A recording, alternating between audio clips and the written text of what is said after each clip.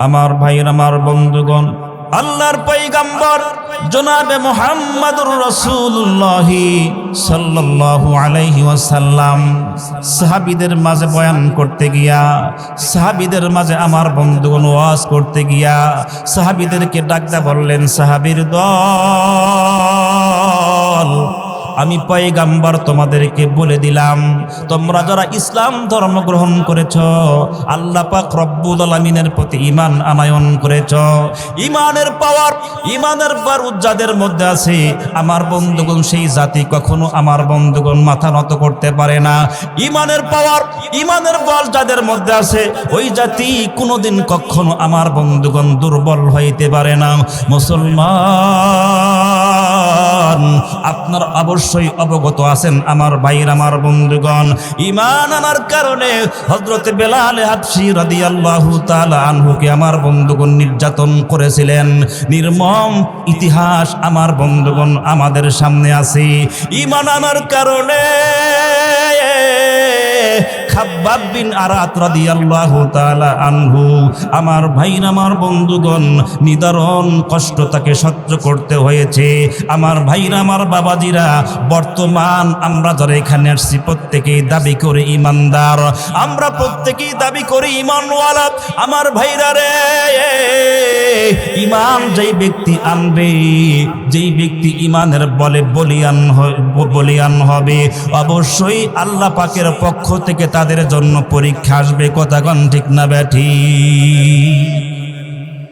ঈমান আনছেন আর আপনার উপরে জুলুম আসবে না, আপনার উপরে বালা মুসিবত আসবে না, এটা হতেই পারে না, এটা হতেই পারে না।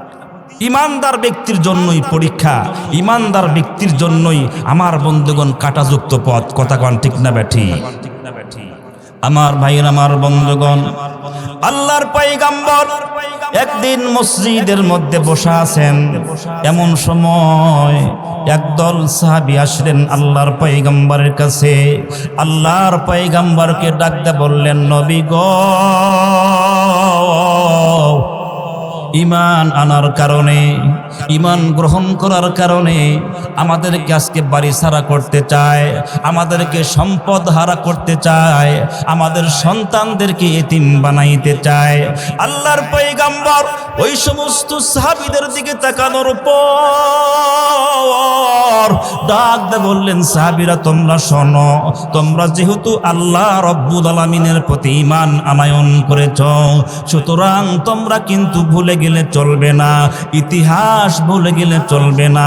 অতীতে যারা ঈমান আনয়ন করেছিলেন তাদের উপরে এমন নির্মম ইতিহাস, তাদের প্রতি এমন নির্যাতন নিপীড়ন করা হয়েছিল।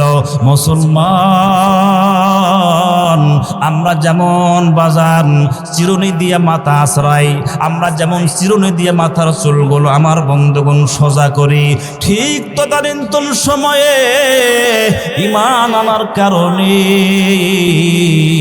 আমার বন্ধুগণ লোহার, আমার বন্ধুগণ চিরুনি দিয়া তাদের গায়ের ভিতর আশ্রয়া তাদের গায়ের মাংসগুলো খুলে ফেলতো। আমার ভাইরা রে, আর তাদেরকে বলা হয়তো, তোমরা যদি ঈমান না ছাড়ো, তোমাদের গায়ের গোশতগুলো আমরা চিরুনি দ্বারা খুলে নিব। আমার ভাইরা, আমার বন্ধুগণ, ঈমান আনার কারণে অগ্নিকুণ্ডের মধ্যে ফেলে দিত, গরম পানি, গরম ফুটন্ত তেলের মধ্যে তাদেরকে ছেড়ে দিত। একমাত্র তাদের দোষ ছিল, একমাত্র তাদের অপরাধ ছিল, তারা কি জন্য ঈমান আনয়ন করেছে। ভাইজান, বর্তমানে কিন্তু বাদান এমন একটা দল আছে, আপনি সঠিক পথে চলবেন, সৎ পথে আপনি চলবেন, আপনাকে আমার বন্ধুগণ তারা টার্গেট করবে, তারা আপনাকে লক্ষ্য করবে। আমার ভাইরা, আমার বন্ধুগণ, যত রকমের মামলা হামলা আপনার উপর আসুক না কেন বাদান, ঈমানকে যদি আপনি মজবুত আকারে ধারণ করতে পারেন, ঈমানের বলে বলিয়ান হয়ে যদি ঈমানের উপর ইস্তিকামাত থাকতে পারেন, আল্লাহর পয়গম্বর ডাকতে বললেন, সাহাবীরা রে তোমরা ভালো করে শোনো, অতীতে যারা ঈমান আনয়ন করেছিল তাদের উপরে এমন নির্যাতন নিপীড়ন চলে আসছে, তারা কিন্তু সৎ অপেক্ষা করে ঈমানের উপর অটল ছিল। ঈমানের উপর অটল থাকার কারণে আমার আল্লাহ রব্বুল আলামিন তাদের শানে আমার বন্ধুগণ বলছেন, ও আবশিরু বিল জান্নাহ, তাদেরকে আপনি সুসংবাদ দেন জান্নাতের। জোরে কোন সুবহানাল্লাহ। ঈমান একমাত্র তারা পুঁজি করেছিল, ঈমান একমাত্র তারা জীবনের অবলম্বন করেছিল, যার কারণে তাদের উপরে জুলুম নিপীড়ন নির্যাতন চলে আসছিল। আল্লাহর পয়গম্বরের সামনে যখন বলা হলো, নবী গো আমাদের উপরে নির্যাতন করা হচ্ছে, আমাদের উপরে নিপীড়ন করা হচ্ছে, আমরা এখন কি করব? আল্লাহর পয়গম্বর তাদেরকে সবর করার জন্য সবক দিলেন, সবক ইখতিয়ার করার কথা বললেন। জোরে কোন সুবহানাল্লাহ। যেমন একটা কথা মনে পড়ে গেল, বলবো? আল্লাহর নবীজি জন্মগ্রহণ করেছিলেন মক্কায়, শৈশব তার কেটেছে মক্কায়, কৈশোর তার কেটেছে মক্কায়। আমার বন্ধুগণ, আমার বাবাজিরা খেয়াল করেন, আল্লাহর পয়গম্বর বড় হয়েছেন মক্কায়, আল্লাহর পয়গম্বর বিবাহ করেছেন মক্কায়, আল্লাহর পয়গম্বর ব্যবসা করেছেন মক্কায়, আল্লাহর পয়গম্বর তার মেয়েকে বিবাহ দিয়েছেন মক্কায়, আল্লাহর পয়গম্বর আমার ভাইরা আমার বন্ধুগণ নবুয়ত প্রাপ্ত হয়েছেন মক্কায়, কিন্তু আল্লাহর পয়গম্বর সেই মক্কায় থাকতে পারলেন না। কথা কোন ঠিক না বেঠিক? একটাই মাত্র অপরাধ, একটাই মাত্র দোষ। আল্লাহর পয়গম্বর কেন ইসলামের দাওয়াত দিবে, কেন মানুষকে সঠিক পথে ডাকবে, কেন মানুষকে আমার ভাইরা আমার বন্ধুগণ ইসলামের সুশীতল ছায়ার তলে আনবে, এটাই পয়গম্বরের অপরাধ। যার কারণে পয়গম্বরকে 3 বছর পর্যন্ত আমার ভাইরা আমার বন্ধুগণ পয়গম্বর 3 বছর পর্যন্ত কারাদণ্ড ভোগ করেছে, 3 বছর পর্যন্ত জেল খেটেছেন। আল্লাহর পয়গম্বরকে 3 বছর পর্যন্ত বয়কট করেছে, কোন মানুষের সঙ্গে কথা বলতে দেয় নাই, আল্লাহর পয়গম্বরকে খাইতে দেয় নাই, আল্লাহর পয়গম্বরকে ব্যবসা বাণিজ্য করতে দেয় নাই। আল্লাহর পয়গম্বরকে শেষ পর্যন্ত তারা শত্রুতা করতে করতে নির্যাতন করতে করতে তারা দেশ ছাড়া করছে। কথা কোন ঠিক না বেঠিক? আল্লাহর পয়গম্বর যখন হিজরত করে মক্কা ছেড়ে যখন মদিনায় চলে গেলেন, কিন্তু আমার ভাইরা আমার বন্ধুগণ যেই সমস্ত হাতে গোনা কয়েকজন সাহাবী তারা ইসলাম ধর্ম গ্রহণ করেছিলেন, তারা তো মক্কায় থেকে গেলেন। এই সমস্ত সাহাবীগুলো তারা পয়গম্বরকে কতদিন পর্যন্ত দেখে নাই। আহারে, তাদের কলিজার মধ্যে দুঃখ কষ্ট নিয়ে তারা চিন্তা করলেন, যেই দেশে আমার রাসূল নাই সেই দেশে আমরাও থাকবো না। জোরে কোন সুবহানাল্লাহ। আমার ভাইরা আমার বন্ধুগণ, তদানীন্তন সময়ে একজন সাহাবীর নাম ছিল আবু সালমা রাদিয়াল্লাহু তাআলা আনহু, তার স্ত্রীর নাম ছিল উম্মে সালমা রাদিয়াল্লাহু তাআলা আনহা। তাদের ভিতরে আমার ভাইরা আমার বন্ধুগণ স্বামী আর স্ত্রীর মধ্যে দাম্পত্য জীবনে সুখ স্বাচ্ছন্দ্য আরাম আয়েশ আমার বন্ধুগণ ভরপুর ছিল। একদিন আবু সালমা রাদিয়াল্লাহু তাআলা আনহু স্ত্রীকে ডাকদা বলল, বিবি রে, তোমার সাথে আমার যেমন ভালোবাসা, তোমার সাথে আমার যেমন কঠিন সম্পর্ক, ও বিবি রে, আমি তোমার কাছে একটা প্রশ্ন করতে চাই রে বিবি। আমি যদি তোমার আগে মারা যাই, আমি যদি তোমার আগে দুনিয়া ছেড়ে চলে যাই, তুমি কি বিবাহ বসবা কিনা আমার কাছে বলো। ভাই গো, এই কথা যখন আবু সালমা রাদিয়াল্লাহু তাআলা আনহু তার বিবিকে যখন প্রশ্ন করলেন, আমার ভাইরা আমার বন্ধুগণ আমার বাবাজিরা রে, আপনার স্ত্রীর সঙ্গে যদি আপনার কঠিন সম্পর্ক থাকে, ভালোবাসার বন্ধন আমার বন্ধুগণ যদি কঠিন অবস্থানে থাকে, এমন কথা কিন্তু বাজান আপনিও বলতে পারেন। কথা কোন ঠিক না বেঠিক? আমার ভাইরা আমার বন্ধুগণ উম্মে সালমা রাদিয়াল্লাহু তাআলা আনহা এইবার স্বামীকে ডাকদা বলল, স্বামী গো, আপনার কথার উত্তর দেওয়ার আগে আমি আপনার কাছে আমার একটা প্রশ্ন করতে চাই। আমি আপনার কাছে জানতে চাই, আমি মারা যাওয়ার পরে আপনি কি দ্বিতীয়বার কোনো জায়গায় বিয়ে করবেন কিনা, আপনি দ্বিতীয় জায়গায় আবার কোনো সম্পর্ক করবেন কিনা, আমাকে একটু বলেন। আমার ভাইরা, আমার বন্ধুগণ, আবু সালমা রাদিয়াল্লাহু তাআলা আনহু ডাকদা বলল, বিবি রে, ভালো করে তুমি খেয়াল করে শোনো, তোমার আগে তোমার বিবাহ করার আগে, তোমার আগে যদি আমি দুনিয়া থেকে মারা যাই, আমি কিন্তু দ্বিতীয়বার আর কোনো স্ত্রী গ্রহণ করব না, আমি দ্বিতীয়বার আর কোনো বিয়ে করব না। আমার ভাইরা, আমার বন্ধুগণ, আবু সালমা রাদিয়াল্লাহু তাআলা আনহু যখন বলল, বিবি, আমি তোমাকে যেহেতু কঠিন ভালোবাসি, আমি তোমাকে অত্যন্ত মহাব্বত করি, কিয়ামতের কঠিন ময়দানে তোমার সঙ্গে আমি এক জান্নাতের মধ্যে থাকতে চাই, সুতরাং তোমার কাছে আমি ওয়াদা করলাম রে বিবি, তুমি যদি আমার আগে মারা যাও, তোমার কাছে আমি ওয়াদা করলাম, কথা দিলাম, আমি আর দ্বিতীয়বার কোনো জায়গায় বিয়ে করব না। জোরে কোন সুবহানাল্লাহ। আমার ভাইরা, আমার বন্ধুগণ, এই কথা শোনার পর উম্মে সালমা রাদিয়াল্লাহু তাআলা আনহা অত্যন্ত খুশি হয়ে গেলেন। আমার ভাইরা, আমার বন্ধুগণ, এইবার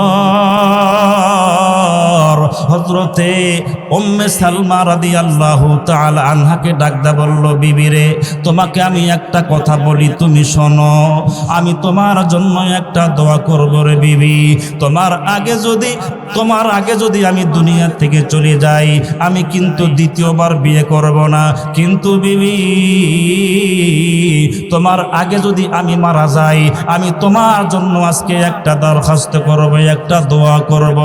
ও বিবি রে, আমার বর্তমানে তোমার জন্য কোনো কষ্ট না হয়, তোমার জন্য কোনো দুঃখ না হয়, তার জন্য একটা দোয়া করব।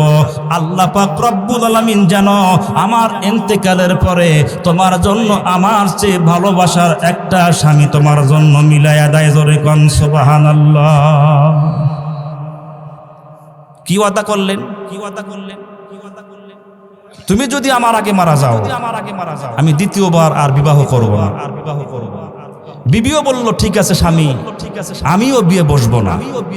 কিন্তু স্বামী বলতেছেন, বিবি রে, আমি মারা গেলে তোমার কষ্ট হবে, তোমার দুঃখ হবে, এটা স্বাভাবিক, কিন্তু আমি তোমার দুঃখ কষ্ট দেখতে চাই না, সুতরাং আমি তোমার জন্য দোয়া করতেছি, আল্লাহ পাক রব্বুল আলামিন যেন আমার ইন্তেকালের পরে তোমার জন্য ভালো একটা স্বামী, তোমার জন্য ভালো একটা গার্জিয়ানকে আল্লাহ তাআলা মিলাইয়া দেয়। জোরে কোন সুবহানাল্লাহ।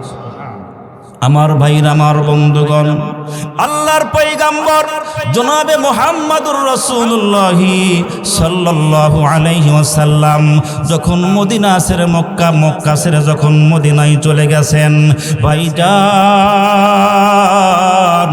এই দুইজন স্বামী আর স্ত্রী এইবার রাত্রিবেলা বিছানার মধ্যে শয়ন করে স্বামী আর বিবি পরামর্শ করলো, বিবি রে, যেই দেশে আমার রাসূল নাই, যেই দেশে আমার পয়গম্বর নাই, আমরা এই দেশে থাকবো না, আমরা সম্পদ ছেড়ে, জমাজমি ছেড়ে, বাড়িঘর সব ছেড়ে আমরা আল্লাহর রাসূলের দরবারে চলে যাব, তার মানে মদিনায় চলে যাব। দরে কোন সুবহানাল্লাহ। আমার ভাইরা, আমার বন্ধুগণ, সিদ্ধান্ত নেওয়ার পরের দিন সকালবেলা উম্মে সালমা রাদিয়াল্লাহু তাআলা আনহা স্বামীকে ডাকদা বলল, স্বামী গো, আপনি যে রাত্রিবেলা আমার সাথে কথোপকথন করেছেন, আপনার কি সেইটা মনে আছে? হযরতে আবু সালমা রাদিয়াল্লাহু তাআলা আনহু ডাকদা বলল, বিবি রে, কেন মনে থাকবে না? আমি তো আমার জীবনের চেয়ে, আমি আমার সবকিছুর চেয়ে আমি আমার রাসূলকে সবচেয়ে বেশি ভালোবাসি।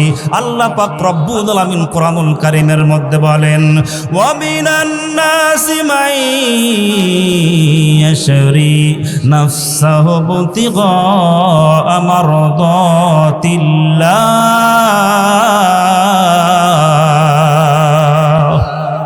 আমার ভাইরা, আমার বন্ধুগণ, এই দুনিয়াতে এমন কতগুলো মানুষ আছে যারা তার জীবনের চেয়ে আল্লাহ আল্লাহর রাসূলকে বেশি ভালোবাসে। ভাই গো, আবু সালমা রাদিয়াল্লাহু তাআলা আনহু এইবার বিবিকে ডাকদা বলল, বিবি রে, তোমার কথা আমার মনে আছে। এইবার দুইজন প্রস্তুতি গ্রহণ করলেন। প্রস্তুতি গ্রহণ করার পর তাদের একটা কলিজার টুকরা আমার বন্ধুগণ কোলের একটা সন্তান ছিল। এই সন্তানকে কোলের মধ্যে নিয়া স্বামী আর স্ত্রী মক্কা থেকে মদিনার পানে আমার বন্ধুগণ ছুটছেন। ভাইজান, আমার দিকে তাকান, আমার বাবাজিরা খেয়াল করেন।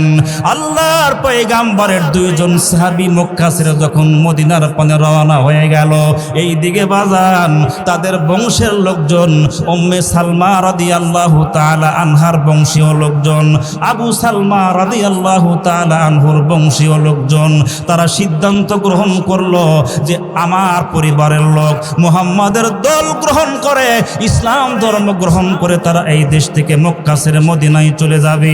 এইটা কখনো মানা যায় না, এইটা কখনো মেনে নেওয়া যায় না।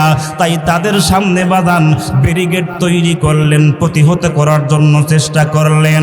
কিন্তু বাদান রে, হযরত আবু সালমা রাদিয়াল্লাহু তাআলা আনহু বংশীয় লোকদেরকে ডাকতে বলল, তোমরা শোনো, তোমরা যতই ব্যারিকেড তৈরি করো, তোমরা যতই আমাকে আটকানোর জন্য চেষ্টা করো, মদিনায় আমার রাসূল, আমি মদিনার দেশে চলে যাব, মদিনায় চলে যাব। যেই দেশে আমার রাসূল নাই সেই দেশে আমি থাকব না, সেই দেশে আমি অবস্থান করব না। আমার ভাইরা, আমার বন্ধুগণ, এই রকম কথা আমার বন্ধুগণ যখন তাদের সামনে বলে ফেললো, এইবার তারা আমার বন্ধুগণ সিদ্ধান্ত গ্রহণ করলো ইমানের বলে। ইমানের পরে আমার বন্ধুগণ পাওয়ারফুল হওয়ার কারণে এইবার তারা সিদ্ধান্ত গ্রহণ করলেন, তাদের যে কলিজার টুকরো একটা সন্তান আছে, এই সন্তানকে আমরা আটকায়া দিব। এই সন্তানকে আমার ভাইরা, আমার বন্ধুগণ তাদের কাছ থেকে, মায়ের কোল থেকে সন্তানকে যখন তাদের বংশের লোকজন আমার বন্ধুগণ তার কাছ থেকে যখন ছিনায়া নিল, সন্তানকে ছিনায়া নেওয়ার পর এইবার তারা বলতেছেন, ঠিক আছে, তোমার সন্তানকে আমরা তোমাদের সাথে যাইতে দিব না। তার কারণ হইল, তোমার সন্তান আমাদের হলো আমাদের বংশীয় একটা সম্পদ, আমাদের বংশের একটা ভবিষ্যৎ, একটা উজ্জ্বল নক্ষত্র। সুতরাং তোমার সন্তানকে আমরা তোমাদের সাথে যাইতে দিতে পারি না। আমার ভাইরা, আমার বন্ধুগণ, তাদের একটা উদ্দেশ্য ছিল, তাদের একটা চিন্তাধারা ছিল, আহারে কলিজার টুকরা সন্তানকে যদি আমরা রেখে দেই, কলিজার টুকরা সন্তানকে যদি আমরা আটকায়া দেই, অন্তত এই সন্তানের মায়ায় পড়ে, সন্তানের দয়ায় পড়ে তারা কখনো মদিনার দিকে চলবে না। কথা কোন ঠিক না ঠিক? আমার ভাইরা, আমার বন্ধুগণ, আমি একটা হাদিস আপনাদের সামনে বাদান বলেছিলাম শুরুতেই, ইমানদার ব্যক্তিরা ততক্ষণ পর্যন্ত ইমানদার হতে পারবে না, পাক্কা মুমিন হতে পারবে না, যতক্ষণ পর্যন্ত সবচেয়ে তার সম্পদের চেয়ে, তার ছেলেমেয়ের চেয়ে, এমনকি তার জীবনের চেয়ে যতক্ষণ পর্যন্ত পয়গাম্বরকে ভালোবাসতে না পারবে, ততক্ষণ পর্যন্ত ঈমানওয়ালা মুমিন বান্দা হতে পারবে না। কথা কোন ঠিক না ঠিক? আমার ভাইরা, আমার বন্ধুগণ, এইবার যখন তারা তাদের কাছ থেকে বাজানো সন্তানকে ছিনে নিল, আবু সালমা রাদিয়াল্লাহু তাআলা আনহু তাদেরকে ডাকতে বলল, রে আমার বংশের লোকজন, তোমরা শোনো, তোমরা যদিও আমার কলিজার টুকরা সন্তানকে যখন তোমরা আমার কাছ থেকে ছিনে নিয়েছো, তোমরা শোনো, আল্লাহর জন্যে, আল্লাহর পয়গাম্বরের জন্য সব ছাড়তে পারি, তারপরেও পয়গাম্বরকে ছাড়তে পারবো না। আমার ভাইরা, আমার বন্ধুগণ, এই কথা বলিয়া আবু সালমা রাদিয়াল্লাহু তাআলা আনহু সিদ্ধান্ত গ্রহণ করলেন, ঠিক আছে, তাইলে আমি মদিনার পানে ছুটলাম। মুসলমান ভাইরা, আমার বন্ধুগণ, এক পর্যায়ে তার যে বিবি ছিল আমার বন্ধুগণ উম্মে সালমা রাদিয়াল্লাহু তাআলা আনহা, তার বংশীয় লোকজন আমার বন্ধুগণ আবু সালমাকে ডাকতে বলল, আবু সালমা রে। আমার ভাইরা, আমার বন্ধুগণ আবু সালমাকে ডাকতে বলল, আবু সালমা তুমি একটু ভালো করে শোনো, আমার পরিবারের মেয়ে যদি তোমার স্ত্রী, এই মুহূর্তে আমরা আমাদের বোনকে, আমাদের বংশীয় লোককে তোমার সঙ্গে যাইতে দিতে পারি না। তার মানে আমার ভাইরা, আমার বন্ধুগণ তাদের একটাই উদ্দেশ্য ছিল, তাদের একটাই টার্গেট ছিল, যেন দিন পর আমার ভাইরা, আমার বন্ধুগণ উম্মে সালমা রাদিয়াল্লাহু তাআলা আনহা তার পরিবারের লোকজন আমার বন্ধুগণ চিন্তা করতেছেন স্বামীর জন্যে কানতে কানতে, সন্তানের জন্য কানতে কানতে। আহারে আল্লাহ নবীজির মহিলা একজন সাহাবী একদম আমার বন্ধুগণ নরকঙ্কাল হয়ে গেছে। আমার ভাইরা স্বামী নাই, সন্তান নাই, দুইজনের সঙ্গে অনেক চিন্তার মধ্যে পড়ে গেছে, অনেক টেনশনের মধ্যে পড়ে গেছে। কিন্তু ভাইজান কত কঠিন নির্যাতন করেছে। লা ইলাহা, আরো জোরে লা ইলাহা, লা ইলাহা। ভাই ডিস্টার্ব দরকার না। লা ইলাহা ইল্লাল্লাহু মুহাম্মাদুর রাসূলুল্লাহ সাল্লাল্লাহু আলাইহি ওয়াসাল্লাম। আমার দিকে তাকান, খেয়াল করেন। হযরতে উম্মে সালমা রাদিয়াল্লাহু তাআলা আনহা, উনি এক জায়গায়, ওনার সন্তান আর এক জায়গায়, স্বামী হলো মদিনায়। তিনজন তিন জায়গায়। একমাত্র আল্লাহ পাকের প্রতি ঈমান আনয়ন করার কারণে এই শাস্তি তারা ভোগ করল। আমার আপনার মতো মানুষ হলে সবকিছু ভুলে গিয়া তাদের কাছে ঈমানকে বিক্রি করতাম, ঠিক না ভাই? ঠিক।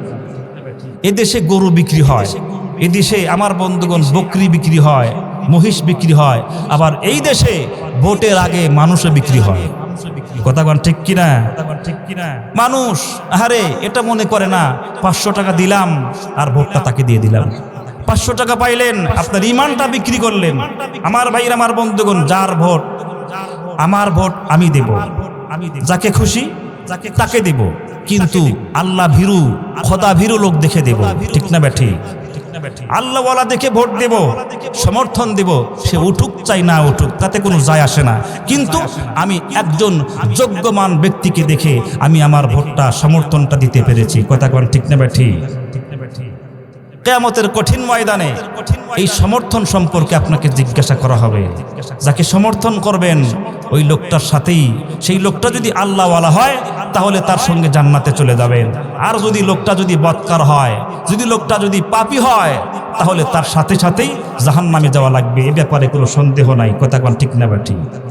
আমার ভাইয়ের, আমার বন্ধুগণ, এইবার উম্মে সালমা রাদিয়াল্লাহু তাআলা আনহার বংশের লোকজন বলতেছে, সন্তানের মায়ায়, স্বামীর মায়ায় একদম কেন জানো আমাদের বংশীয় মেয়েটা একদম শুকায়া যাচ্ছে, সুতরাং তার প্রতি এই জুলুম, তার প্রতি এই নিপীড়ন একদম ঠিক হচ্ছে না। আমার ভাইরা, আমার বন্ধুগণ, ঈমানের পাওয়ারের কাছে, ঈমানের শক্তির কাছে তারা যখন পরাজয় বরণ করলো, ভাই গো এইবার সিদ্ধান্ত গ্রহণ করলো, আমাদের বংশীয় মেয়েটাকে তার সন্তানের কাছে পৌঁছাইয়া দাও। যখন তাদেরকে আমার বন্ধুগণ পরামর্শক্রমে উম্মে সালমা রাদিয়াল্লাহু তাআলা আনহাকে যখন তার সন্তানের কাছে পৌঁছাইয়া দিল, অনেকদিন পর সন্তানকে পাওয়ার পর মা যেন বাজানলে আকাশের চাঁদকে হাতের মধ্যে পাইল, আকাশের চন্দ্র হাতের মধ্যে পাইল, সন্তানকে বুকের মধ্যে নিয়া মা আমার বন্ধুগণ আনন্দে আত্মহারা হয়ে গেল। একমাত্র শুধুমাত্র স্বামীর অপেক্ষা। আমার ভাইরা, আমার বন্ধুগণ, গভীর মনোযোগ দিয়ে বাজান কথাগুলো শুনতে হবে।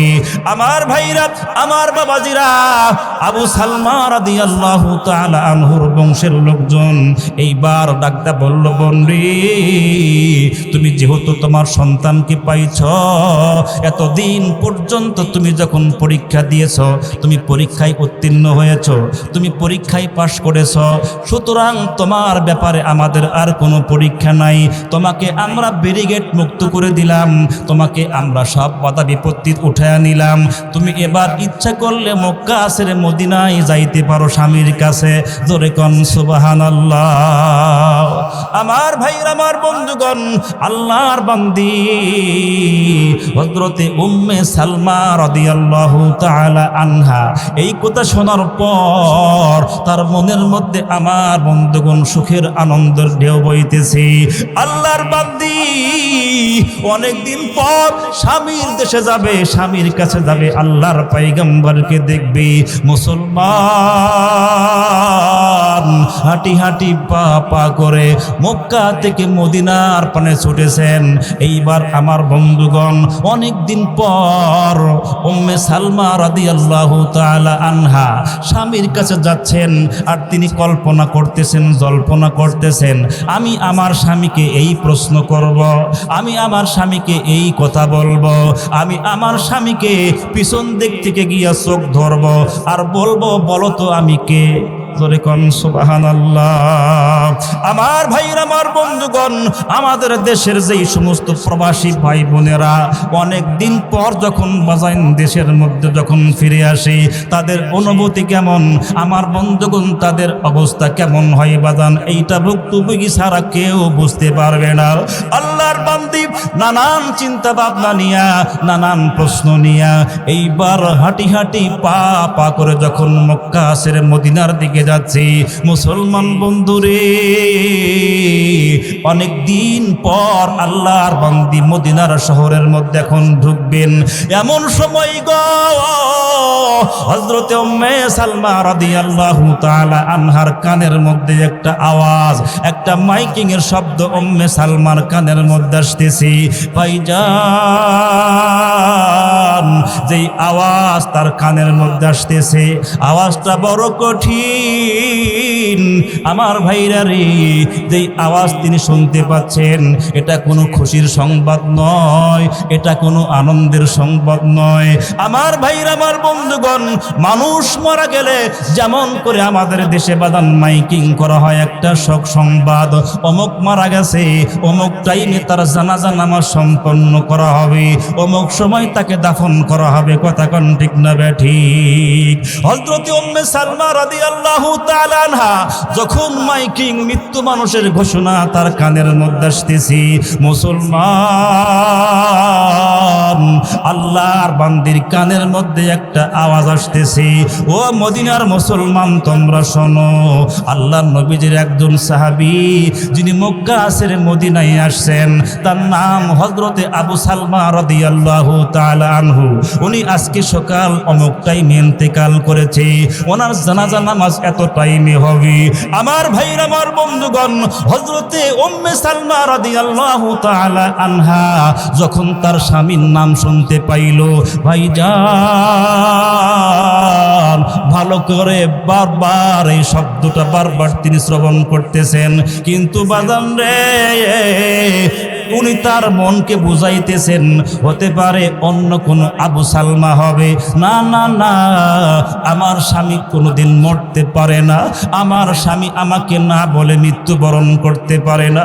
মুসলমান ভাইরা, আমার বন্ধুগণ, একজন মহিলা মানুষ বাজান রে অনেক দুঃখ কষ্ট মনের মধ্যে নিয়ে যখন বাদান মদিনার শহরে যখন চলে গেল, আল্লাহর পয়গম্বরের সামনে যাওয়ার পর, মসজিদ নববীর সামনে চলে যাওয়ার পরে অনেক মানুষের ভিড় ছাটাই বাছাই করে এইবার উম্মে সালমা রাদিয়াল্লাহু তাআলা আনহা উনি যখন বাজান যেই জায়গায় লাশটা আমার বন্ধুগণ সাহিত্য করে রাখছে, উম্মে সালমা রাদিয়াল্লাহু তাআলা আনহা সেই জায়গায় চলে গেল। আমার ভাইরা, আমার বন্ধুগণ, ডাকতে বলল, কে গো, কে মারা গেছে, আমার কাছে একটু খুলে বলো। এইবার যখন বলল আবু সালমা নামে একজন একজন সাহাবী মারা গেছে, ওই দেখো তার লাশটা শোয়া রেখে দিয়েছি। এই কথা শোনার পর পাগল পারা আত্মহারা হয়ে আমার বন্ধুগণ স্বামী তার স্ত্রী তার সন্তানকে বুকের মধ্যে আলিঙ্গন করে নিয়া যখন আমার বন্ধুগণ মৃত মানুষটার মুখের উপর থেকে কাপড়টা সরাইছে, এইবার ভালো কইরা তাকায়া দেখে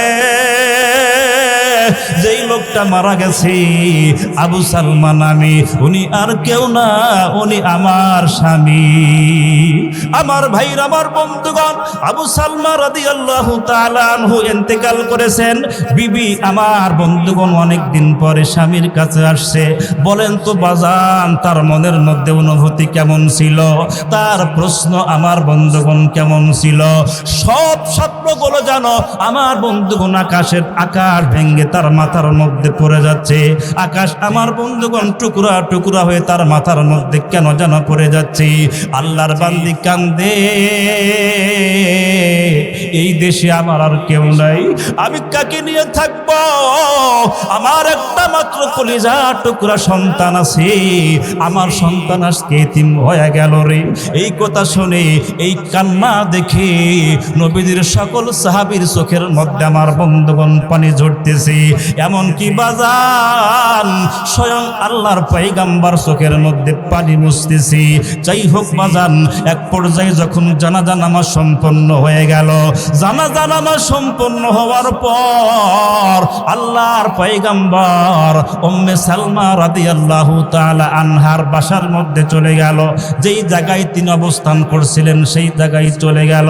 আল্লাহর পয়গম্বর জনাবে মুহাম্মদুর রাসূলুল্লাহ সাল্লাল্লাহু আলাইহি ওয়াসাল্লাম উম্মে সালমাকে ডাক দিয়ে বলল, উম্মে সালমা, এই মুহূর্তে তুমি কেমন আছো? আমার ভাইরা, আমার বন্ধুগণ, আল্লাহর পয়গম্বরকে দেখার পর হযরতে উম্মে সালমা চোখের মধ্যে পানি নিয়ে কাঁদতেছে। ওগো আল্লাহর নবী, আমি আমার জীবনের চেয়ে আপনাকে বেশি ভালোবাসি, আমি আমার সব কিছুর চেয়ে আপনাকে বেশি ভালোবাসি, কিন্তু আমার স্বামী তো নাই। আমার মাথার উপর যে ছায়া ছিল বটগাছ নামক, সেইটা তো দুনিয়ার থেকে বিদায়ী হয়ে চলে গেল। আল্লাহর পয়গম্বর এই দুঃখ কষ্ট দেখার পর উম্মে সালমাকে সান্ত্বনা দেওয়ার জন্য ডাকদা বলল, সালমা রে, তোমাকে আমি একটা কথা বলি, তুমি যদি মনে কিছু না নাও, এই মুহূর্তে আমি তোমাকে প্রস্তাব দিলাম, তুমি যদি মনে কিছু না নাও, আমি পয়গম্বর তোমাকে বিবাহ বন্ধনে আবদ্ধ করতে চাই। জোরে কোন সুবহানাল্লাহ। আমার ভাইরা, আমার বন্ধুগণ, যদিও উম্মে সালমা রাদিয়াল্লাহু তাআলা আনহা চোখের পানি মুছতেছেন, কিন্তু ভাইজান আপনাদের মনে আছে কিনা আমি জানি না, তাদের আমার বন্ধুগণ হযরত উম্মে সালমা রাদিয়াল্লাহু তাআলা আনহা আবু সালমা রাদিয়াল্লাহু তাআলা আনহু তাদের দাম্পত্য জীবন আমার বন্ধুগণ খুবই মধুর ছিল। তারা কিন্তু বাজান এক সময় কিন্তু বলেছিল, তুমি যদি আমার আগে মারা যাও আমি আর বিয়ে করব না।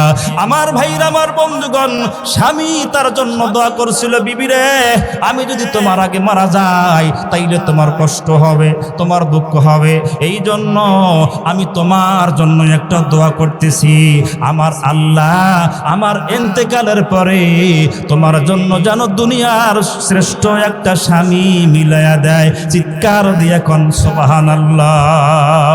আমার ভাইরা, আমার বন্ধুগণ, এই জন্য আমার মা বোন, আমি আপনাদেরকে বলবো গো মা, স্বামীর মনে কখনো কষ্ট দিবেন না। স্বামী যদি আপনার জন্য দোয়া করে, স্বামীর দোয়া কিন্তু আপনার জন্য কবুল হয়ে যাবে। এই জন্য মা গো, স্বামীর খেদমত করবেন, স্বামীকে মহব্বত করবেন, স্বামীকে ভালোবাসবেন। আমার ভাইরা, আমার বন্ধুগণ, আল্লাহর পয়গম্বর জনাবে মুহাম্মদুর রাসূলুল্লাহ সাল্লাল্লাহু আলাইহি ওয়াসাল্লাম যখন বললেন, উম্মে সালমা, তুমি যদি আপত্তি না করো, তুমি যদি মনে কিছু না নাও, তাইলে তোমার আমি বিয়ে করতে চাই। আমার ভাইরা, আমার বন্ধুগণ, উম্মে সালমা রাদিয়াল্লাহু তাআলা আনহা আল্লাহর পয়গম্বরকে ডাকতে বললেন, নবী গো,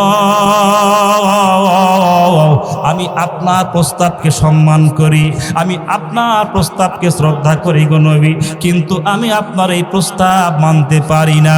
জোরে কোন সুবহানাল্লাহ। আপনাদের কষ্ট হচ্ছে? সমস্যা হচ্ছে? আমার বন্ধুগণ আমার দিকে তাকান।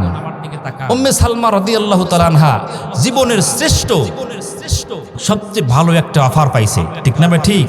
আল্লাহর পয়গম্বরের স্ত্রী হওয়া, আল্লাহর পয়গম্বরের বিবি হওয়া, এর চেয়ে সৌভাগ্য আর কোন কিছু হতে পারে না। এটা কিসের কারণে? বলে স্বামী দোয়া করছিল, স্বামীর দোয়ার বদৌলতে আল্লাহ পাক রব্বুল আলামিন এমন সুবর্ণ সুযোগ তার জন্য মিলিয়ে দিয়েছেন। সুবহানাল্লাহ। আমার ভাইর, আমার বন্ধুগণ, আল্লাহর পয়গম্বর উম্মে সালমাকে ডাকতে বলল, উম্মে সালমা, আমি তোমাকে তোমার দুঃখ দেখে, তোমার কান্না দেখে, তোমার কষ্ট দেখে, তোমার দুঃখ, তোমার দুর্দশা দূর করার জন্য আমি তোমাকে এমন প্রস্তাব দিলাম। উম্মে সালমা রে, তুমি আমার প্রস্তাব গ্রহণ করো। আমার ভাইর, আমার বন্ধুগণ, এইবার হযরতে উম্মে সালমা রাদিয়াল্লাহু তাআলা আনহা ডাকতে বললেন, নবী গো, আমি কি জন্য আপনার প্রস্তাব গ্রহণ করব না আপনি কি জানেন? ও নবী গো, আমি আমার স্বামীকে অত্যন্ত ভালোবাসতাম, আমার স্বামী আমাকে অত্যন্ত মহাব্বত করত, যার কারণে আমার একটা অভ্যাস হয়ে গেছে, আমার একটা এমন অবস্থা হয়ে গেছে, আমি আমার স্বামীর সাথে মাঝে মধ্যেই অভিমান করতাম, মাঝে মধ্যেই রাগারাগি করতাম। নবী গো, যদি আমি আপনাকে বিয়ে করি আর আপনি আমার যদি স্বামী হয়ে যান, হতে পারে ওই রকম আদর্শ, ওই রকম চরিত্র যদি আপনার সঙ্গে আমি করি, তাইলে আমার আল্লাহ আমার প্রতি নাকচ হয়ে যাবে, বেজার হয়ে যাবে। ও নবী গো, আমি আপনার সঙ্গে বেয়াদবি করতে পারবো না, আপনার সঙ্গে আমি খারাপ আচরণ করতে পারবো না, এই জন্য আমি আপনার প্রস্তাবকে আমি গ্রহণ করলাম না।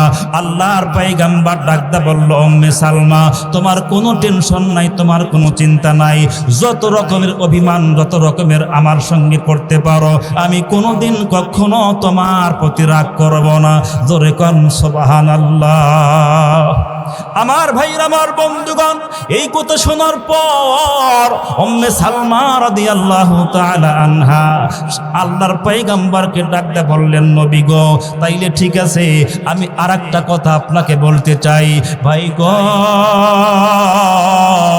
এইবার কোলের একটা কলিজা টুকরা সন্তান ছিল, এই সন্তানকে দেখায়া আল্লাহর পয়গম্বরকে ডাকতে বললেন, নবী গো, আমার যে একটা এতিম সন্তান আছে, আমার যে একটা কলিজার টুকরা চাঁদমুখ একটা সন্তান আছে, নবী গো, আপনি বিয়ে করবেন আমাকে, আপনি তো আবু সালমার সন্তানকে তো আপনি গ্রহণ করবেন না, সুতরাং আমার সন্তান যেহেতু আপনি গ্রহণ করবেন না, আমার এতিম সন্তানকে কে দেখবে, আমার এতিম সন্তানের কষ্ট দুঃখ কে দূর করবে, এই জন্য আমি আপনার প্রস্তাব গ্রহণ করতে চাই না। ভাইজান, আল্লাহর পয়গম্বর ডাকতে বললেন, উম্মে সালমা, তুমি শোনো, আমার মতো এতিম, আমার মতো অসহায় দুনিয়াতে আর কেউ নাই, আমার মতো এতিম যেহেতু দুনিয়াতে কেউ নাই, সুতরাং এতিমের দুঃখ কষ্ট আমি ছাড়া কেউ বুঝবে না। কথা কোন ঠিক না ঠিক? আমার ভাইরা, আমার বন্ধুগণ, আল্লাহর পয়গম্বর জনাবে মুহাম্মদুর রাসূলুল্লাহ সাল্লাল্লাহু আলাইহি ওয়াসাল্লাম, তিনি কিন্তু বাজান এতিম ছিলেন, তার মতো এতিম দুনিয়াতে আর একজনও ছিল না। আল্লাহর পয়গম্বর এইবার উম্মে সালমাকে ডাকতে বললেন, উম্মে সালমা, তুমি শোনো, আমি তোমার সব কথা মেনে নিলাম, তারপরেও তোমার জন্য বলছি, তুমি আমার প্রস্তাব গ্রহণ করো। জোরে কোন সুবহানাল্লাহ।